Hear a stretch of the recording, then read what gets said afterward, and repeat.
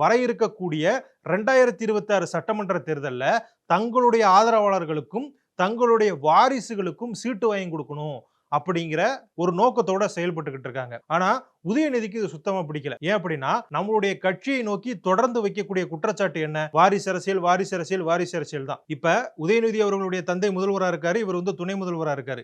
இதுவே ஒரு குடும்ப அரசியல். அவங்க குடும்பத்தை சேர்ந்தவங்க எத்தனை பேர் எந்தெந்த பதவியில இருக்காங்க அப்படிங்கிறது நம்ம சொல்லி உங்களுக்கு தெரிய தேவையில்ல. இப்படி இருக்கக்கூடிய சூழ்நிலையில ஏற்கனவே இப்ப கட்சியில முக்கிய பொறுப்புகள் இருக்கக்கூடிய நபர்களுடைய மகன்கள் சில பேர் எம்பிக்களாகவும் இருக்காங்க. ஏற்கனவே அருண் நேருவா இருக்கட்டும், இல்ல கதிர் ஆனந்தா இருக்கட்டும், இவங்க எல்லாம் பாத்தீங்க அப்படின்னா அமைச்சர்களுடைய மகன்கள். இவங்களுக்கு எம்பி பதவி கொடுத்தாச்சு. இதே போல நிறைய எம்எல்ஏக்களுடைய மகன்களும் எம்எல்ஏக்களா இருக்காங்க. இப்படி தொடர்ந்து வாரிசு அரசியல், வாரிசு அரசியல்னு போய்கிட்டே இருந்தோம் அப்படின்னா நம்ம கட்சி மேல இருக்கக்கூடிய கொஞ்ச நஞ்ச நம்பிக்கையும் போயிடும். அதனால இப்பவே இதை நம்ம மாத்த துவங்கினாதான் அடுத்த சில ஆண்டுகளுக்குள்ள கட்சி நம்ம கட்டுப்பாட்டுக்குள்ள வரும் அப்படின்னு சொல்லிட்டு உதயநிதி ஸ்டாலின் அவர்கள் முடிவெடுத்திருக்காரு. அதனால 2026 சட்டமன்ற தேர்தலுக்கு எனக்கு தனியா 40 சீட்டுகளை நீங்க பிரிச்சு கொடுத்துருங்க.